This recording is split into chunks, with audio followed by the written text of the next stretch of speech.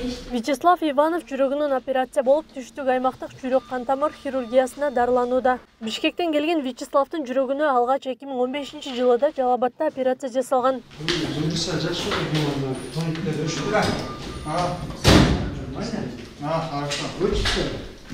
Түштүк аймактык жүрөк кан тамыр хирургиясына жүрөккө күнүнө 2-3 жолу операция жасалат. Борбордогу мүмкүнчүлүк менен дарыгерлер жүрөктү алмаштыргандан башка бардык операцияны жасай алышат экен. Деген менен аталган мекемеде медициналык жабдуулары жетишсиз. Мындан улам учурда операцияга кезек күткөндөр дагы бар. 2 жашка чейин азыр өкмөт өзү каржылап берип атат. Ал ооруларды бекер жасап беребиз. Аларды бирок татаалдыгына караш керек да. Өтө эле татаал болгондуктар менен анан өтө төмөн болгондор балдарды алыш операция өтө кыйынчылык кезип атат. Не дегенде заманбап аппараттарыбыздагы кемчиликтерибиз бар. Ошолорду жаңылтылсак абдан жакшы болмок да. 2015-жылга чейин Илимий борбор облустук оорукананын имаратына иш алып барып келген. Андан кийин жаңы имаратка ээ болгон. Бирок жаңыртылган имаратты толук ишке киргизүүгө каражат жок болуп, жарым-жартылай оңдолгон. Анда операциялык блоктор жок болгондуктан операциялар борбордун эски имаратында өткөрүлүп келет.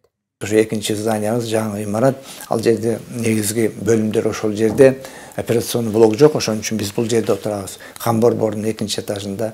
Ал жакта операционный блоктун ремонт кылыш керек, поликлиникабызды ремонт кылыш керек.